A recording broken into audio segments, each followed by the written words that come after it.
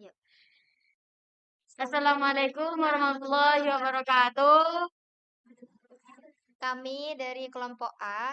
Nah, pada video kali ini kami akan mempresentasikan hasil tugas UAS mata kuliah Manajemen Proyek Teknologi Informasi dengan judul Sistem Informasi Early Warning Sistem Kualitas Air Budidaya Melon Super Hidroponik dengan studi kasus di Greenhouse Tanjung Farm Python. Nah, secara singkat, proyek ini bertujuan membangun sistem peringatan dini untuk memantau kualitas air pada budidaya melon hidroponik.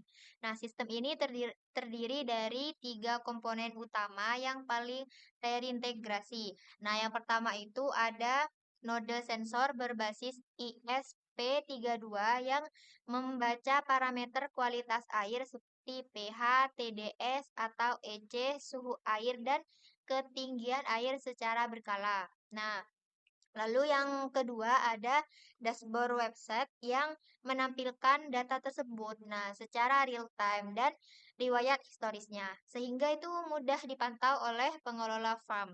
Dan yang ketiga itu ada notifikasi Telegram bot yang akan mengirim peringatan otomatis kepada pengelola apabila ada parameter air keluar dari ambang batas aman. Nah, misalnya itu pH air terlalu asam atau terlalu basa. Nah, untuk mengelola pengembangan proyek ini dari nol hingga siap diimplementasikan, kami perlu memilih metodologi manajemen proyek TI yang tepat. Nah, mari kita masuk ke bagian analisis metodologi. Nah, yang kedua, yang slide ketiga, dalam penentuan metodologi, kami membandingkan 4 metodologi manajemen proyek TI yang umum digunakan. Yang pertama itu ada waterfall, yang kedua ada agile scrum, DevSecOps, dan extreme programming atau XP. Nah, di sini waterfall bersifat linear dan cenderung sulit beradaptasi terhadap perubahan requirement di lapangan. DevSecOps sangat kuat dari sisi keamanan siklus rilis.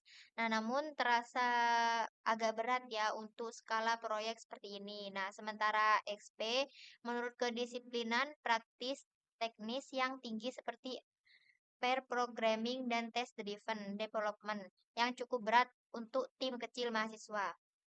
Nah, setelah mempertimbangkan seluruh aspek tersebut, kami memilih Agile Scrum sebagai metodologi manajemen proyek untuk pengembangan sistem ini. Nah, dari tahap inisiasi hingga siap diimplementasikan di Tanjung Farm.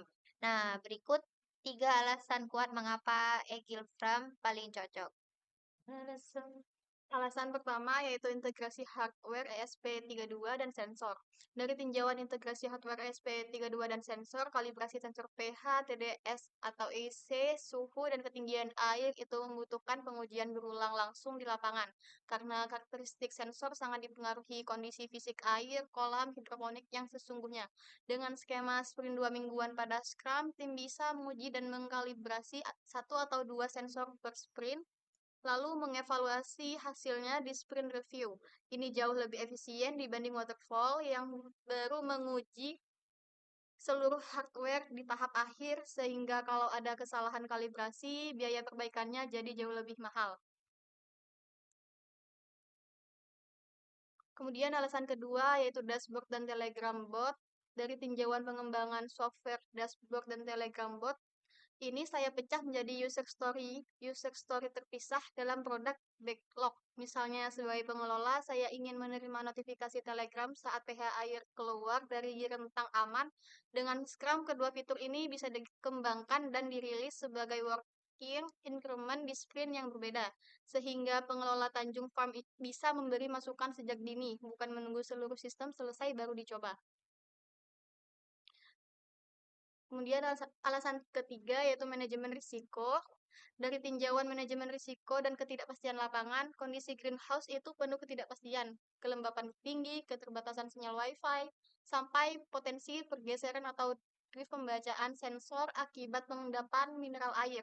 Hal-hal ini sulit diprediksi secara akurat sejak awal. Nah, mekanisme sprint retrospektif pada Scrum memberi ruang evaluasi rutin di setiap akhir sprint sehingga tim bisa cepat mengidentifikasi risiko baru dan menyesuaikan rencana sprint berikutnya. Pendekatan ini jauh lebih tanggap dibanding metodologi linier seperti waterfall dan juga tidak seberat DevSecOps yang menambahkan lapisan proses keamanan yang sebetulnya berlebihan untuk skala proyek tugas akhir seperti ini.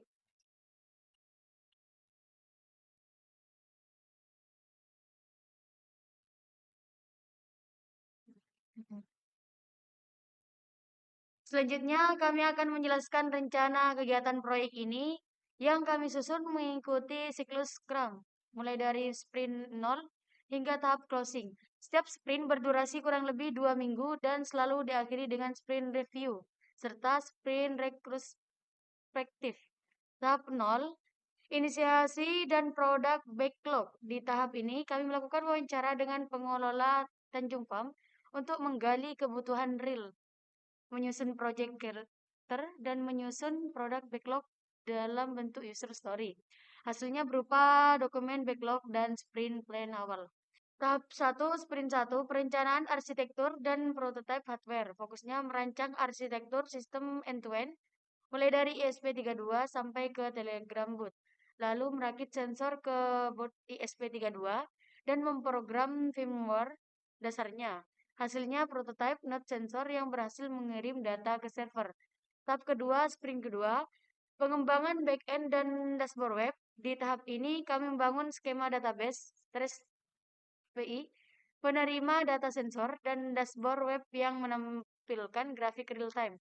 Hasilnya dashboard yang sudah bisa menampilkan data secara langsung.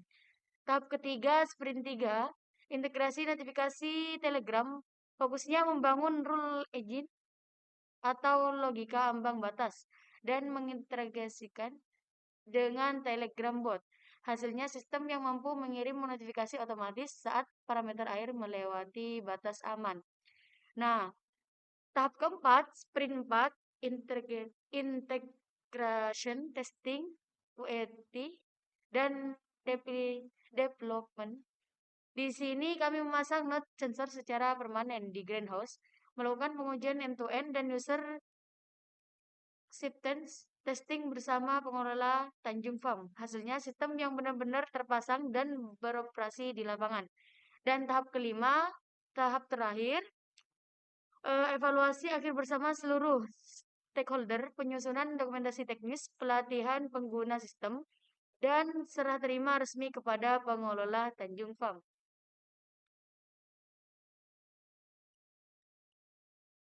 Di sini ada slide ke-8, di mana jadi ada 6 tahapan dari inisiasi sampai sistem siap dioperasikan secara mandiri oleh pengelola Greenhouse Tanjung Farm.